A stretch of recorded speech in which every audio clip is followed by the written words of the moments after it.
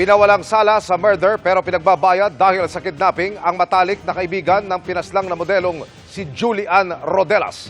Guilty naman sa murder ang nobyo ng nabanggit na suspect. Nakatutok si Salima Refran. 12 taon na mula nang matagpo ang patay sa Cubao, Quezon City ang modelong si Julian Rodelas. Di pa kilala ang bangkay noon na may tama ng bala sa ulo at katawan. Pero dahil sa resibo sa supot ng burger at fries na hawak nito noon, natuntong may kinalaman ng kanyang best friend at kapwa modelong si Althea Altamirano. Siya ang huling kasama ni Rodelas noong gabi bago ito natagpo ang patay, na umiiyak habang sinusumbong ang pagdukot umano kay Rodelas sa harap ng World Trade Center matapos silang manood ng sine.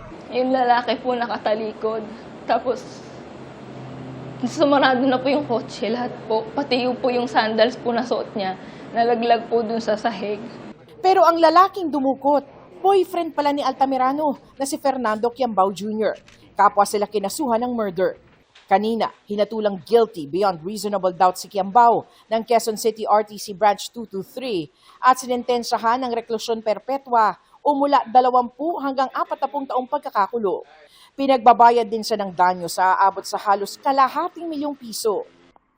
Nang imbestigahan ng pulisya ang kaso noon, nakita sa CCTV ng fast food chain na si Quiambao ang bumili ng burger at fries na hawak ni Rodelas. Tumugma rin ang plaka ng minamaneho ni Quiambao na SUV sa nakitang nagtapo ng labi ni Rodelas. Pero ang best friend ni Rodelas na si Altamirano, pinawalang sala.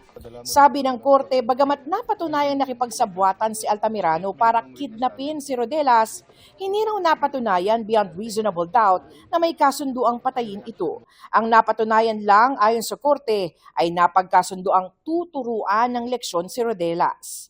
Lumalabas umanong si Quiambao ang nagdedesisyon at ang nagpasyang patayin si Rodelas matapos siyang makilala nito. Binibigyang bigat ng korte ang posibilidad na maaaring hindi alam ni Altamirano na may planong patayin si Rodelas, pareho sa kwento noon ni Altamirano sa media.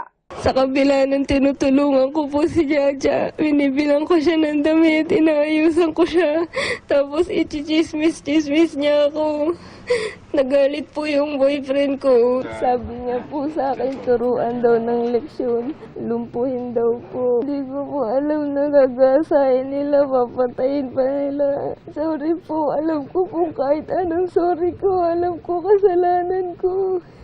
Iniutos ng palayain si Altamirano mula Quezon City Jail, pero pinagbabayad siya ng danyos na ₱100,000 para sa pakikipagsabwatan sa pagdukot. Mahaba ang tinakbo ng paghahanap ng hustisya para sa pagkamatay ni Julian Rodelas. Kaya hindi matanggap ng pamilya Rodelas ang pagpapawalang sala kay Altamirano. Masakit talaga kaya gusto ko madagdagan ang pagkakulong niya. Hindi naman ang anak ko man namamatay, kundi hindi siya ang naging dahilan. Mag-aapila kami sa korte para makulong pa siya. Ang inaasahan namin dyan ay yung automatic review ng Supreme Court. Kasi mababasa naman doon sa record ang matitibay at malalakas na ebidensya ng prosecution. Hindi naman nagbigay ng pahayag ang mga abogado ni Quiambao at Altamirano. Para sa GMA Integrated News, Salima Refran, nakatutok, 24 oras.